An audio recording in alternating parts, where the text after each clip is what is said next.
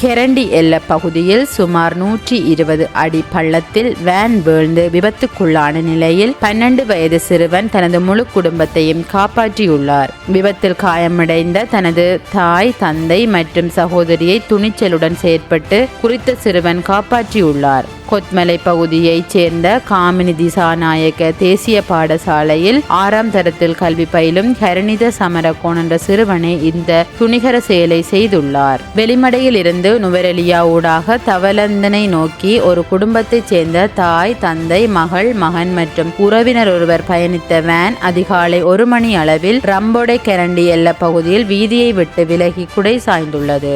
அடிக்கடி விபத்துக்கள் நிகழும் இப்பகுதியில் நள்ளிரவு நேரம் என்பதால் வேன் பள்ளத்தில் விழுந்ததை வீதியால் சென்றவர்கள் கவனிக்கவில்லை. விபத்தின் போது வேன் நசுங்கியதில் சிறுவரின் பெற்றோர் மற்றும் சகோதரி உள்ளேயே சிக்கிக் கொண்டனர். எனினும் வேனில் இருந்து தூக்கி வீசப்பட்ட சிறுவன் ஹரணித தானும் காயமடைந்திருந்த போதிலும் நசுங்கியிருந்த வேனில் உயிருக்கு போராடி கொண்டிருந்த தனது பெற்றோரிடம் கவலைப்பட வேண்டாம், நான் உங்களை எப்படியாவது காப்பாற்றுகிறேன் என தைரியம் கூறியுள்ளார். பின்னர் தூக்கி வீசப்பட்டிருந்த மற்ற நபரையும் அழைத்துக் கொண்டு கடுமையான இருளில் கடும் சிரமத்திற்கு மத்தியிலும் மரங்களையும் கற்களையும் பற்றி கொண்டு தவழ்ந்து வீதிக்கு வந்துள்ளார். சுமார் 120 அடி பள்ளத்தில் இருந்து வீதிக்கு வந்த சிறுவன் அந்நேரத்தில் வீதியால் சென்ற வாகனங்களை நிறுத்த முயற்சித்துள்ளார். பல வாகனங்கள் நிறுத்தாமல் சென்றுள்ளது. இறுதியாக அந்த வீதியால் வந்த ஒரு சிறிய ரக லோரி நிறுத்தப்பட்டது. அந்த லோரியில் இருந்தவர்களிடம் விபத்து குறித்து சிறுவன் விவரித்ததை அடுத்து அவர்கள் உடனடியாக கொத்மலை போலீசாருக்கும் வைத்தியசாலைக்கும் தகவல் வழங்கினர். அத்துடன் மக்களின் உதவியுடன் பள்ளத்தில் சிக்கியிருந்தவர்களை மீட்டு வைத்தியசாலையில் அனுமதிப்பதற்கும்